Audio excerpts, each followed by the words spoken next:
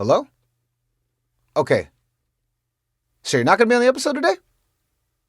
You're just not going to be on the episode. You're on the road. Okay, well, it's really hard to do a podcast when you're driving your car. What? You got my boy Candlestick Will? Let's go. This is the GoldCast. Boom. Welcome to another edition of the GoldCast. We are the voice of the Bay. I'm your host, Rudy3, and with me is my esteemed co-host, Candlestick Will. Boom! Candlestick Will. I honestly don't remember the last time it was just you and I on a show. It has been some time, my friend. How are you? I'm good. We miss Ray, but hey, let's do this. Let's do this, my friend. All right, gentlemen, GoldCast Empire, as you know, ladies as well, as you know, when Candlestick Will is on, it is time. That means we are going Warriors and Giants. We are going in. Obviously, the 49ers schedule came out. We are well aware of it. We're doing a whole episode on that next week. But right now, the Warriors and Giants are so hot that not even the 49ers who schedule could topple them taking over the show. This is a Warriors and Giants takeover. And today we're going to start, obviously, with the Warriors. I mean, you talk about a team that got hot in April, Candlestick Will, and has just been relentless. They have continued all the way into May. I thought after their 11 game, when Steph's streak of 11 games of 30 or more points finally ended, I thought, okay, here we go. He's going to come back down to earth. I understand. It's cool. No, we had that one game and he just went right back and has continued on this flurry. But what's even better, Candlestick Will, is that it's really inspiring the entire team. Everyone's getting behind him. Everyone's getting pumped. Like, you're seeing the entire team kind of move into playoff mode. And I love what Steve Kerr said after last night's game, or after Tuesday's game. He said, "Just us." Did you catch that? That post-game press conference where he said, "Just us," and they all said, "Just us." That was so dope because it really feels like that right now. The Warriors have no business being as competitive as they've been, beating some of the teams they've beaten this late into the stretch. But here they are moving into playoff mode with basically Steph at the anchor, Dre at defense, and the rest of these guys rallying. Before we get into the main topic, how do you feel about where the Warriors are at right now?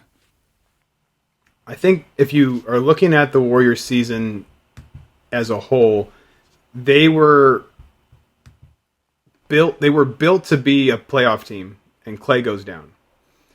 And getting Oubre and not much else meant that they were going to have to struggle even just to make the playoffs. And I think there was some thought when the season started that, well, we still have Steph, we still have Draymond, we still got a shot. And the majority of the season, they've played 500 basketball.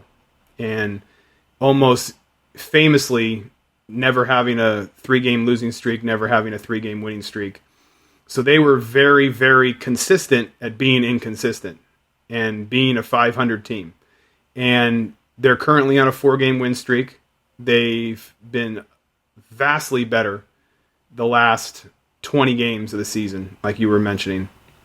And it absolutely starts and finishes with Steph Curry. If anyone wants to praise anyone else on the Warriors, Draymond Green, Andrew Wiggins, Juan Toscano-Anderson, or anyone else, none of those players have the impact they're having if Steph Curry's not on the floor. And including the fact that when they know he's coming back in a few minutes, that they can fight in those second unit minutes knowing he's coming back. Like, their confidence level as a team is infinitely higher when he's able to play. I totally agree, 100%. Let's go through May. Let's just give the GoldCast Empire a little taste, if they haven't been following as closely as we have, is what May has looked like going into this. So, starting with May 1st, Warriors at the Rockets, we whooped them 113-87. Then on Monday, May 3rd, we whooped the Pelicans, Warriors 123-108. Then the Pelicans get us. We're at Pelicans' house. We lose 103-108. Pretty tight game. I felt like we could have won that, but they just wanted a little bit more. Then we go back-to-back. Thursday, May 6th, and then Saturday, May 8th. We're at home. We whooped the Thunder 97-118 in the first game, then a whopping 136-97 in the second game. Moving on to May 10th, we beat the Jazz 119 to 116, another huge win. And then right after that, the Suns. These are two games I picked as possible L's a couple weeks ago. Warriors win 122 to 116 on May 11th. Tomorrow, we have the Pelicans one more time at home, and then the Grizzlies come in on May 16th to most likely decide who the 8th seed is going to be. And for those of you who are still kind of trying to wrap your head around this play-in tournament, Candlestick Will, can you break it down for the GoldCast Empire how this works if the Warriors maintain the 8th seed? So, a couple things. It's simpler than even you just mentioned because the Pelicans game is actually irrelevant. No matter what the Warriors do, win or lose, the game against the Grizzlies will decide who gets the 8th seed and who gets the 9th seed. What happens, which might be a little different than what people might assume when it's a 7, 8, 9, and 10, because I think the assumption might have been that the 7 plays the 10 and the 8 plays the 9, and that's not the case. What happens is that the 7 and 8 play, and the winner of that game gets the 7th seed. So right now, the Lakers would face the Warriors in one of the most improbable playing games in NBA history, and we've only had it 2 years, because you have a team that could have easily been the 1 seed. You have a team in the Warriors that, had Klay Thompson been healthy, would have probably been a 4th or a 5th seed, and they're facing it off in the 8 and 9 because of injuries. But yeah, so the 7 and 8 play, and the winner gets the 7th seed. The loser of that game then plays whoever won between the 9th and the 10th seed. So there is the question, right? How confident are you going into Sunday's matchup? Do the Warriors win, Candlestick Will? I think you have to expect them to be the favorites, especially the way Steph and Draymond have played. Andrew Wiggins obviously has been very consistent all year. They might not be as healthy as they'd like to be because Kelly Oubre is still out. Damian Lee still hasn't played. It sounds like Eric Paschall is going to play in this next game.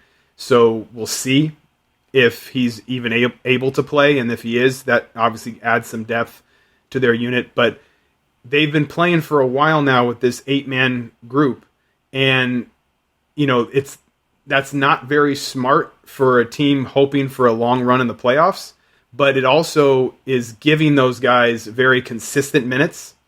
And when guys get consistent minutes and know what they're being expected to do, it can galvanize a group because they don't have to wonder if they're going to play. They don't have to wonder when they're going in. They just can play. And it takes the pressure off of the guys like Jordan Poole and Michael Mulder and these other guys. It's like, hey, win or lose, good game or bad game, you're playing tomorrow. And when you have that kind of confidence from your coach, whether it's because it's just lack of options or not, it can create some confidence. You got to like a team that has Steph Curry, Draymond Green, Andrew Wiggins, more, at least on paper, than you have a team that has John Morant, who's fantastic, but he's still very young, and he's got a group of guys who just aren't as talented and aren't as experienced as the Warriors are. Absolutely, I completely agree. I am very confident going into Sunday. I love the play-in tournament. I think this has been a fantastic addition, and seeing the way all the teams around the league are playing, I mean, this is just a great thing. And the idea, I was really expecting an opportunity to play the Lakers in the Western Conference Finals before the season even started when everyone was healthy. Clearly, we're not there. Yeah, that's true. Might still happen. But the fact that we're definitely probably playing them in the play-in tournament, it's like I still get my Warriors Lakers game, even if it's the only one. All right, let's move on. What's the scene in Avengers when Thanos says, what happens? You come back to me. I don't. You're thinking of that sequence. I just saw a meme about it because someone brought it up with the idea that here's Steph and LeBron back together in the play-in because it's just like you're not supposed to be here, and he's like, neither are you, and it's Hawkeye talking to Black Widow. I saw that too. Yeah, I saw that too. Yeah, it's like Hawkeye says you're not supposed to be here, and then Black Widow says you're not supposed to either. And yeah, it's those two meeting each other. I love it. But that's what I mean. LeBron and Steph have been linked since 2015, and so it's somewhat fitting that this first this first kind of almost full regular season with the play-in, and that it would be those two facing off again. 100%. All right, let's move on to the Giants. We're real quick on the Giants, and then we're out of here. They are still in first place, as I've been lovingly saying all season. The Giants are rolling. And let's talk about this. So let's go through their May real quick, and then of course we're going to answer the question, are the Giants for real? So let's start with May 1st, Saturday, May 1st. Giants lose to the Padres 2-6. They come back and get the revenge on Sunday, 7-1, but ultimately lose that series, which began in April. Then May 4th, we rock the Rockies. 12-4, just absolute destruction. Then on Tuesday, May 4th, we do a doubleheader. We lose 6-8 in a game we should have won. We were up by 3, 2 outs in the ninth. I'm still mad about that one. Then the Rockies take us again, 5-6. We lose the series to the Rockies. Padres come back into town, or they come into town. We were over in their house. Now they're in town here on Friday, May 7th. We beat them 4-5 in a nail biter.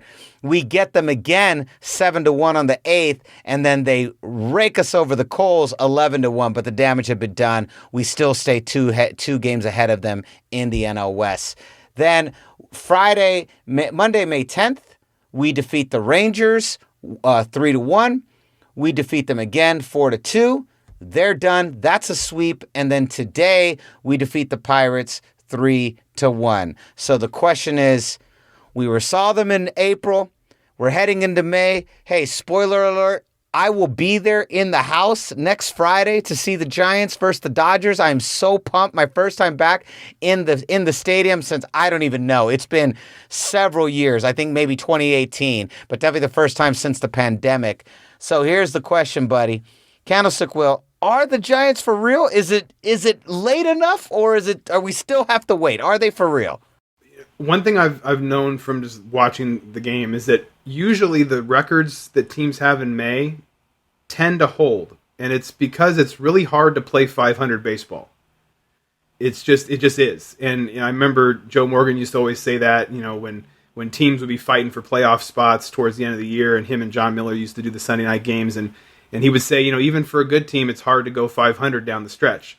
So when you have a winning record in May, you're pretty likely to maintain that winning record, because it is hard to go 500 the rest of the year, but you can. And as long as you don't start losing more games than you win, you're going to have a winning record at the end of the year. And if you go 81-81, you have a decent season.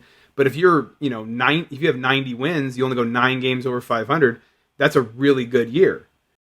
I was very confident going into the season. I thought, you know what? The Giants looked a year ahead last year. I know it wasn't a full season. It was a wonky season. But I was like, can the Giants look a year ahead again this year? And I was, same with you. I was like, well, the bats I think are going to continue, but can the pitching? And now the pitching finally is looking like what we want it to look like. And now for the first time, I'm beginning to believe. And so I agree with you. I think the Giants are for real.